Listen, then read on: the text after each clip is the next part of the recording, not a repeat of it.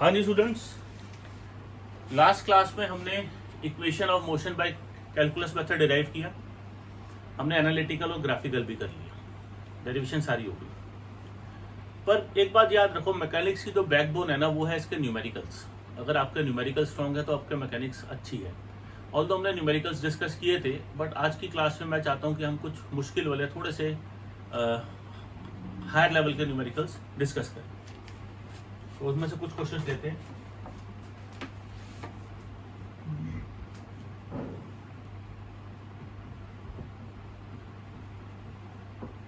A body is dropped from the top of a cliff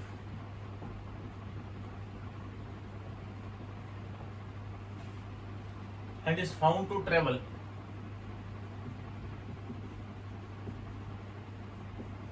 and is found to travel 44.1 meter in the last second. In the last second before it reaches the ground.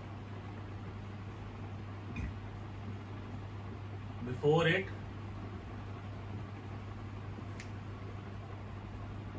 reaches the ground, find the height of the cliff. Find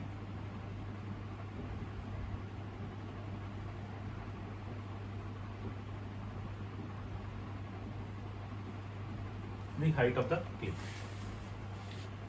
अभी पहले इसको खुद try करो, नहीं होगा तो फिर solution देखना इसका। इसमें 44.1 मीटर ये ट्रेवल कर रहा है in the last second. Last second मतलब nth सेकेंड में बॉडी गिरना शुरू हुई, t इक्वल टू 0 यहां से शुरू हुई, it is drop from Cliff यानी कि u0, t इक्वल टू 1 पे यहाँ है, 2 पे यहाँ है, t इक्वल टू n पे यहाँ है। अभी nth सेकेंड कौन सा है वो हमें देखना है। तो आखिरी सेकंड के अंदर जो डिस्टेंस ट्रेवल होता है उसका फॉर्मूला होता है u plus A by two 2n-1, एक सेकेंड में डिस्टेंस ट्रेवल इन 1 सेकेंड। तो 44.1 मीटर, u है 0, एक्सेलरेशन को 9.8 लेना क्योंकि ये 44.1 है, ये कैंसिल आउट होगा। 2n-1 तो 44.1 इज 4.9 इंटू 2n-1। अभी देखो ये सीधा 9 से कटता है, अगर मैं 10 ले लेता तो फिर कैलकुलेशन थोड़ी सी वेट हो जाती। तो 9 is equal to 2n-1, 10 is equal to 2n, n is equal to 5, यानी कि ये 5वां सेकंड था मोशन का। t इक्वल टू 3 पे यहाँ था, t इक्वल टू 4 पे यहाँ था, और t इक्वल टू 5 पे वो यहाँ था। और ये 5वें सेकंड में जो डिस्टेंस ट्रेवल्ड है ये मेरे क्वेश्चन के हिसाब से 44.1 मीटर है। अब मुझे क्या निकालना है, मुझे निकालना है हाइट ऑफ द टॉप। तो हाइट ऑफ द ट्रेवल यानी कि टोटल डिस्टेंस ट्रेवल निकालना है। तो टोटल डिस्टेंस ट्रेवल का फॉर्मूला क्या लोगे, ut plus half eighty square, u है 0, एक्सेलरेशन 9.8, टाइम t कितना है 5, 4.9, 5 का स्क्वायर होता है 25, तो 122.5 मीटर ये मेरा हाइट ऑफ द टॉवर आ जाएगा। नोट करो इसको।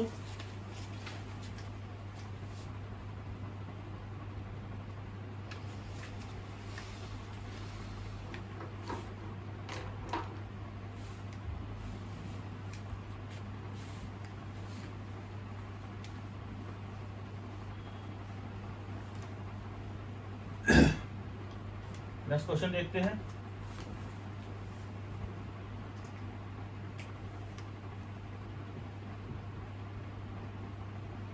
A ball is thrown up. Ball thrown up is caught by a thrower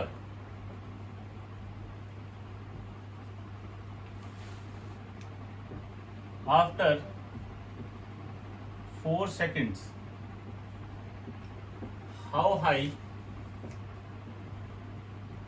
did it go?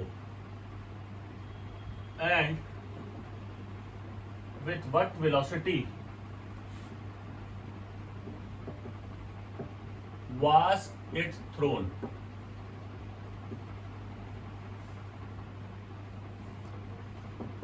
How far below its highest point? How far below its highest point was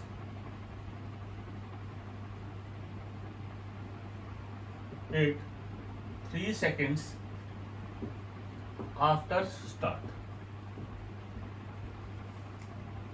और आपको G दे रखा है 9.8 लेना है. अगर आपको G गिवन है तो मुझे 10 अपनी तरफ से नहीं लेना. जब तक गिवन ना हो आपने 10 का पंगा नहीं लेना, 9.8 ही लेना है. कैसे करेंगे जी? पहले खुद ट्राई करो. एक थ्रोअर है ग्राउंड पे,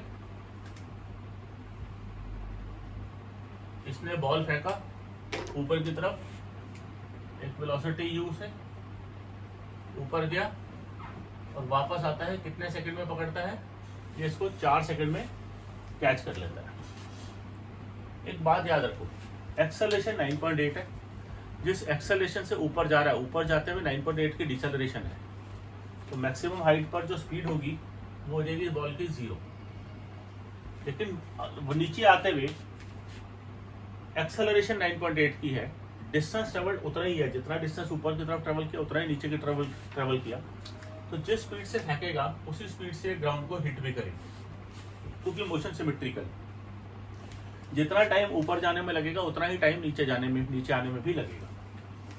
टोटल टाइम जितना टाइम वो हवा में रहा वो 4 सेकंड है. यानी कि टाइम t इक्वल टू 0 पर अगर वो यहाँ था तो 2 सेकंड में टाइम t इक्वल टू 2 पर वो यहाँ पहुंचा. 2 सेकंड ऊपर जाने में लगे और 2 सेकंड उसको नीचे आने में लगेंगे. टाइम t इक्वल टू 4 पर वो यहाँ होगा और टाइम t इक्वल टू 3 पर वो कहीं यहाँ होगा 3 सेकंड पे. तो मुझे दो चीजें निकालनी है, एक एक करके देखते हैं. How high does it go, यानी कि इसकी मुझे मैक्सिमम हाइट निकालनी है. वो मैं निकाल सकता हूँ v square minus u square equal to 2s. तो पहला point v square minus u square equal to 2gh. नीचे से ऊपर तक फाइनल वेलोसिटी है 0. u तो मुझे निकालनी है, तो फिर एक काम करते हैं, u मुझे निकालना है, u मेरे लिए अननोन है. इसको हम एक s equal to u t plus half square लगा देते हैं. s equal to u t plus half g t square. अच्छा, इसमें ध्यान देना, मैं मोशन यहाँ से यहाँ का लूँ या यहाँ से यहाँ का लूँ, क्या फर्क पड़ता है? जितनी हाइट जाने में है उतना ही डिस्टेंस उसने आने में कवर किया, तो मैं आने वाला कवर कर लेता हूँ. जब ये ऊपर से नीचे आएगा तो इसका जो टाइम है वो है 2 सेकंड्स, क्योंकि t इक्वल टू 2 सेकंड पे यहाँ था, t इक्वल टू 4 पे ग्राउंड पे आया, तो टोटल टाइम इज 2 सेकंड. ऊपर से नीचे आने का जो टाइम है वो 2 सेकंड है. और ये वाली जो वेलोसिटी है v0 वो इस मोशन की, ऊपर से नीचे वाली मोशन की इनिशियल हो जाएगी. तो मेरा डिस्टेंस ट्रेवल्ड आ जाएगा, u हो जाएगा 0, एक्सेलरेशन इज 9.8, टाइम है 2, 19.6 मीटर. यानी कि जो मेरी टॉवर की हाइट है, ये height this is 19.6 metre. Tower की हाइट कहूँ या जहाँ तक बॉल गई. तो how high did it go, ये हमने निकाल लिया. With what velocity was it thrown, मुझे u निकालना है, इनिशियल स्पीड. तो जिस स्पीड से हमारे पास हाइट आ गया, तो मैं इस वाले मोशन में अब फॉर्मूला लगाया तो v square minus u square equal to 2as. Final velocity v0 थी, u मुझे निकालना है, एक्सेलरेशन कितना है, नीचे से ऊपर का मोशन है, रिटार्डेशन हो रहा है, -9.8 लोगे. और कितना s क्या है, ये वाला हाइट जो कि हमने निकाला 19.6 है. तो u क्या आ जाएगा, 2 इंटू 9.8 इज 19.6, माइनस से माइनस कैंसिल आउट हो जाएगा, मल्टीप्लाइड बाय 19.6. तो u कितना आ जाएगा, इसका स्क्वायर रूट करोगे,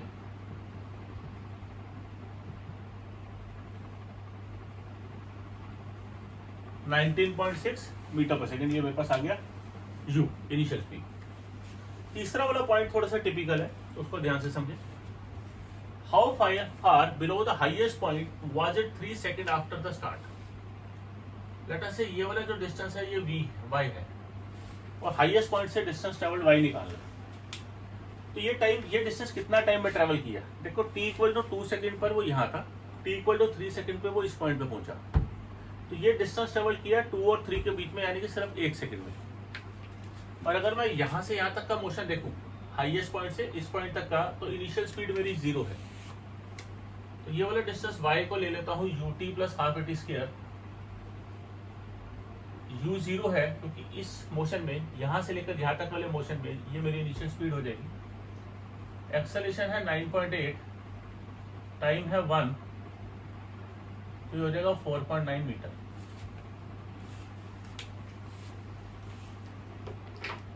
ठीक है जी,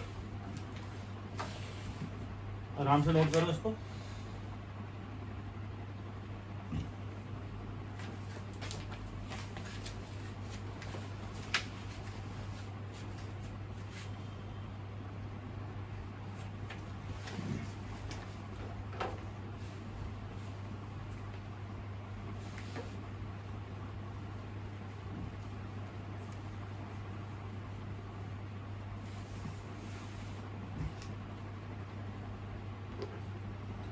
नेक्स्ट क्वेश्चन देखते हैं। A ball is dropped from the roof of a tower, dropped from the roof of a tower of height h. The total distance covered by it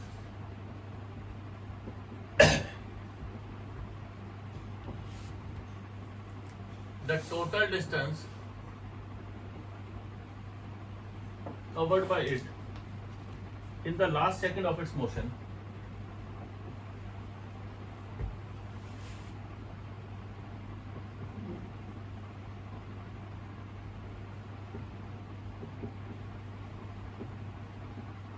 in the last second of its motion is equal to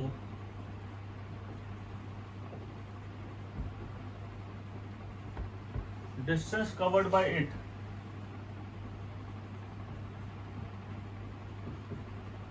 in first 3 seconds.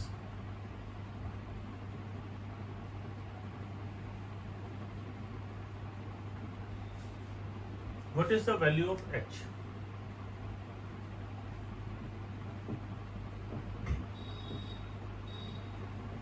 और यहां पर आपको बोल रहा है जी g आप 10 ले लो, तो हम g 10 ले लेंगे। Body is dropped from the roof of a tower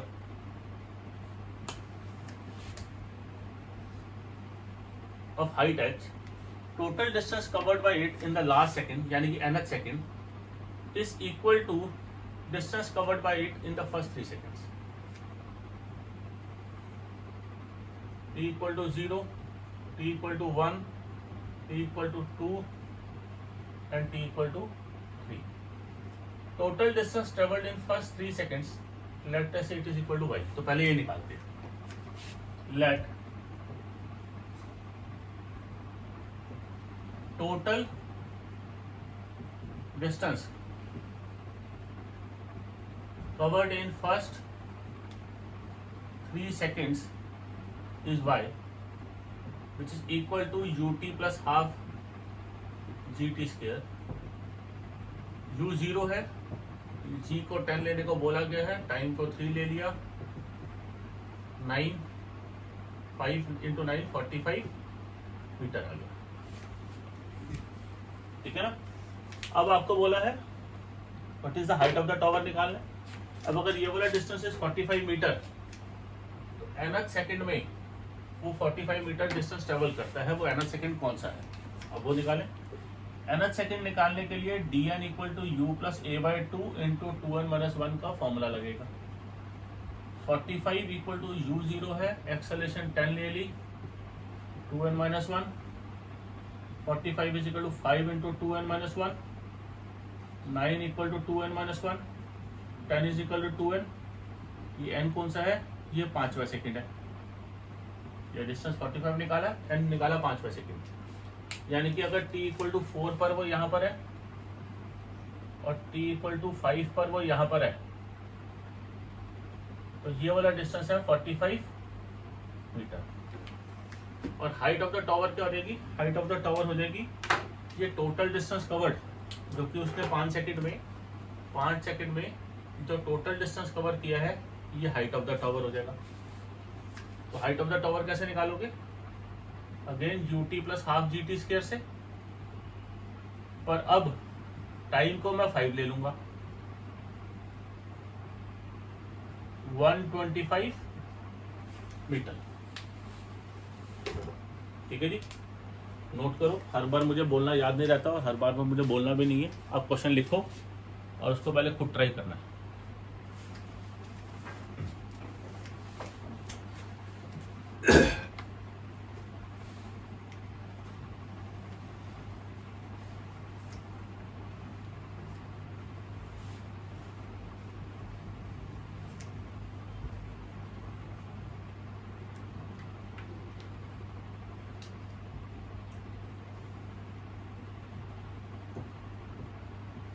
A stone is dropped from a balloon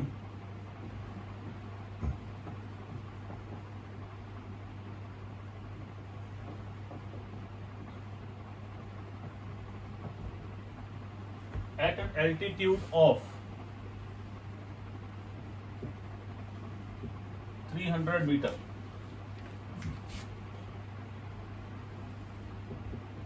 How long will the stone take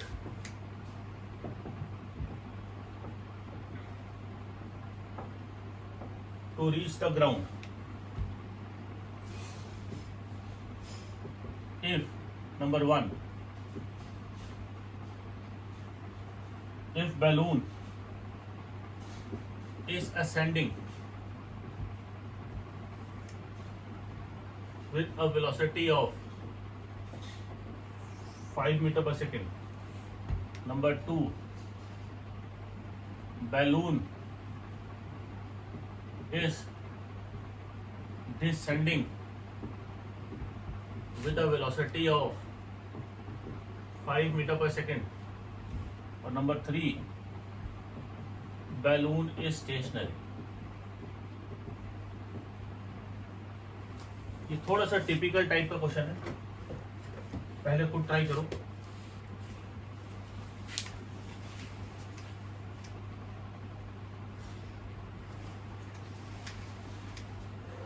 देखो क्या करेंगे, पहला केस देखते हैं। जो बैलून है ये ऊपर की तरफ जा रहा है 5 मीटर पर सेकंड की स्पीड से, और स्टोन भी इसी के साथ है। The moment the string breaks, stone उस मोमेंट पर ऊपर जा रहा था 5 मीटर पर सेकंड की स्पीड से। तो ये जो स्टोन है ये पहले ऊपर जाएगा और फिर ये वापस नीचे ग्राउंड पर आकर हिट करेगा। आपको निकालना है टोटल टाइम। अब देखो क्वेश्चन को समझो, अब टाइम आ गया, आप इसको इक्वेशन ऑफ मोशन को थोड़ा सा डिटेल में समझो। y क्या है? डिस्प्लेसमेंट। इसमें इक्वेशन में y होती है डिस्प्लेसमेंट, और डिस्प्लेसमेंट कैसे निकलती है? आप ये देखो, ये मेरा इनिशियल पॉइंट है जहां से बैलून का मोशन शुरू हुआ, फाइनली वो आया ग्राउंड पर आके हिट किया। तो डिस्प्लेसमेंट हमेशा इनिशियल से फाइनल की तरफ होगी। अगर मैं डिस्टेंस को y ले लेता हूं तो डिस्प्लेसमेंट क्योंकि ऊपर से नीचे की तरफ है तो वो -y होगी। थोड़ा सा साइन कन्वेंशन समझते हैं। ये ऊपर वाला हमें पता है पॉजिटिव होता है, नीचे वाला नेगेटिव होता है। तो डिस्प्लेसमेंट और वेलोसिटी अगर ऊपर है तो पॉजिटिव है, नीचे है तो नेगेटिव है। एक्सेलरेशन की जो डायरेक्शन होती है वो हमेशा होती है फोर्स की डायरेक्शन, F = m/a। चीज याद रखना, एक्सेलरेशन की डायरेक्शन हमेशा फोर्स की डायरेक्शन होती है। तो एक्सेलरेशन ड्यू टू ग्रेविटी, यानी कि जो ग्रेविटी हमें फोर्स लगा रही है किसी भी बॉडी पे, वो नीचे की तरफ ही लगाती है, ऊपर की तरफ तो कभी भी नहीं लगाती। तो एक्सेलरेशन जो है वो हमेशा नीचे की तरफ होगी। एक्सेलरेशन को ऑलवेज -9.8 या -10 मीटर पर सेकंड स्क्वायर लोगे, तो अगर मैं साइन कन्वेंशन यूज कर रहा हूँ तो, नहीं तो मैं कहीं भी नहीं करूंगा। अब यहाँ पर रिटार्डेशन और एक्सेलरेशन वाला कॉन्सेप्ट खत्म हो गया, ठीक है ना। वो कब तक था, जब तक मैं स्केलर टर्म्स पे यूज करता था। अभी मैं वेक्टर फॉर्म में देख रहा हूँ, डायरेक्शन को कंसिडर कर रहा हूँ। एक्सेलरेशन हमेशा मैं नीचे की तरफ लूंगा, क्योंकि अर्थ का पुल हमेशा नीचे की तरफ है। आपने बॉडी को ऊपर फेंका तो भी अर्थ नीचे खींच रही है, जिसकी वजह से रिटार्डेशन हो रही है।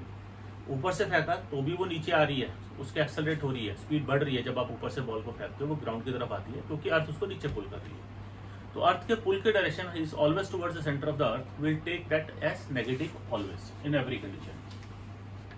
अभी मेरे पास जब मैंने फेंका पहले केस में मेरा u था 5 मीटर पर सेकंड स्क्वायर, और u मेरा ऊपर की तरफ था, तो मैंने इसको 5 ले लिया, +5 लिया।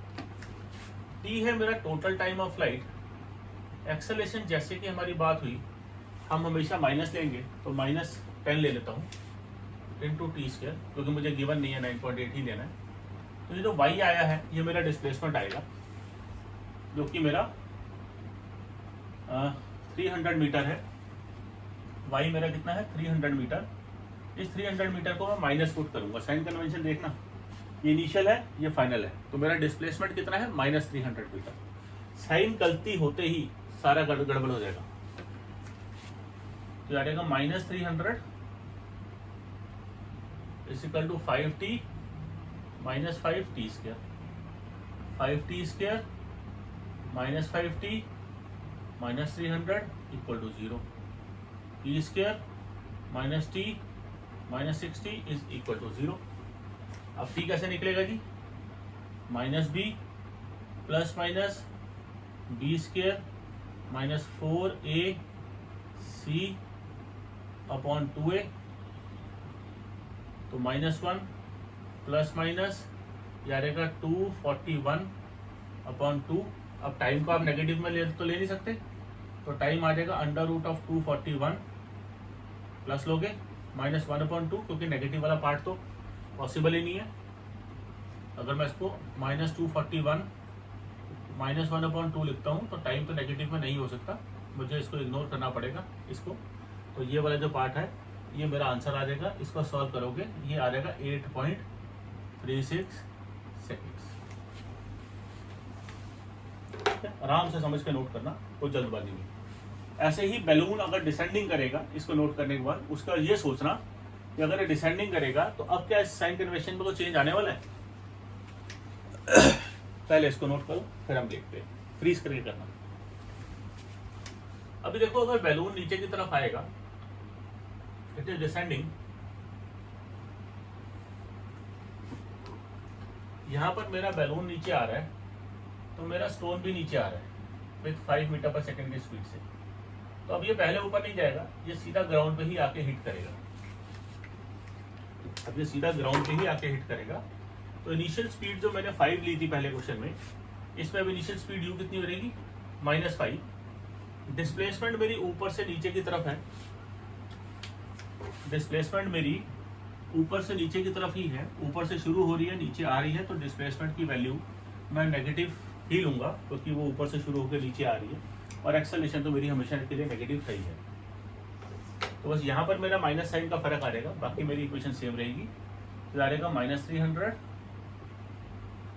-5t -5t square, 5t square plus 5t -300 equal to 0, तो t square plus t -60 is equal to 0, तो t is equal to -1 plus minus b square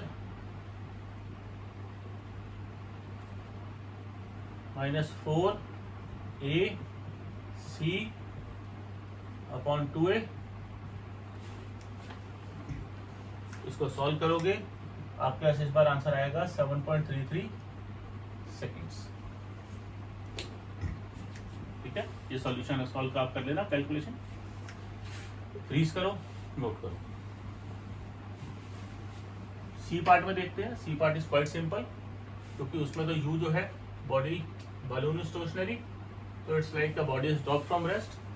तो वाई जो है उसमें आप अपना पुराना वाला मेथड जो है वो लगा सकते हो, ut + ½ square.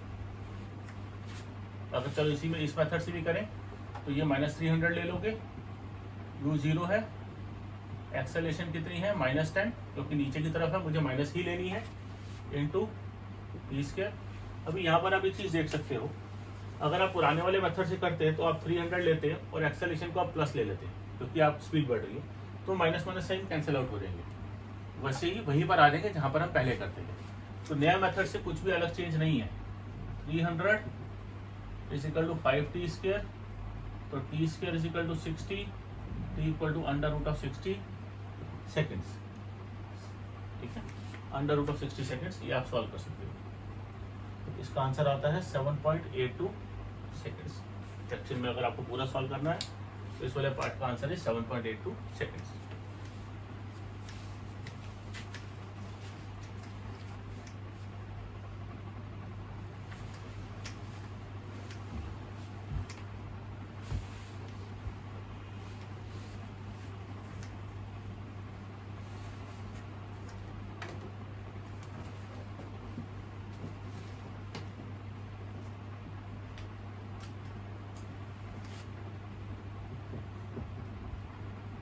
A car accelerates from rest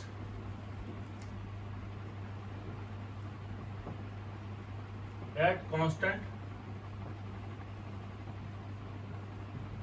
rate A for some time, after which it retards at constant rate B to come to rest. If the total time elapsed is capital T seconds, evaluate the maximum velocity reached and total distance traveled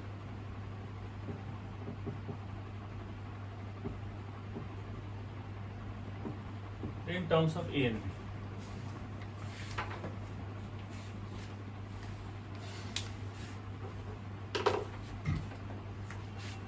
A car accelerates from rest. अगर इसका graph बनाते, चलो ये वाला question हम graph से करते हैं, मैं बिना ग्राफ के भी कर सकता हूँ, कोई प्रॉब्लम नहीं।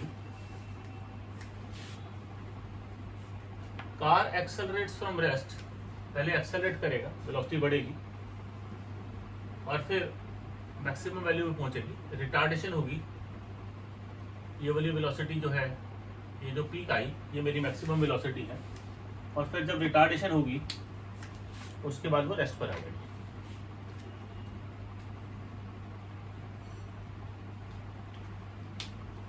लेट अस से ये वाला टाइम जो है वो t1 है और ये वाला टाइम जो है वो t2 है।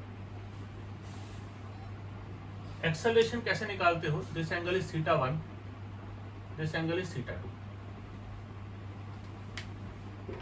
तो एक्सेलरेशन कैसे आएगी? जो आपकी एक्सेलरेशन कितनी है a, एक्सेलरेशन होता है tan theta in velocity time graph, तो वो tan θ1 आ जाएगी which is perpendicular upon base. Perpendicular is v0, base is t1, तो t1 आ जाएगा v0 अपॉन a। इसी तरीके से रिटार्डेशन जो है वो tan θ2 हो जाएगी, वो ग्राफ में देखो v0 अपॉन t2 आ जाएगी, तो t2 आ जाएगा v0 अपॉन b।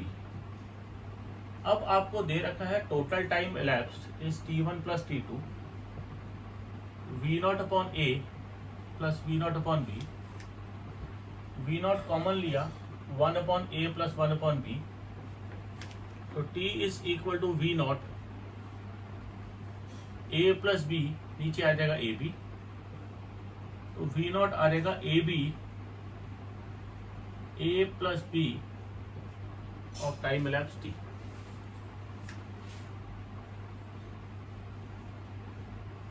ये आ गई आपके पास v0। इसके बाद आपने निकालना है डिस्टेंस ट्रेवल्ड। डिस्टेंस ट्रेवल्ड हमें पता है वो होता है area under graph. Velocity time graph के नीचे का area is distance travelled which is half base into height. Base क्या है? Total time t1 plus t2। इसको मैं टोटल टाइम कैपिटल T लेता हूँ और हाइट कितना है v0। तो v0 की वैल्यू पुट कर दो, हाफ या t/2 लिख दो। v0 is ab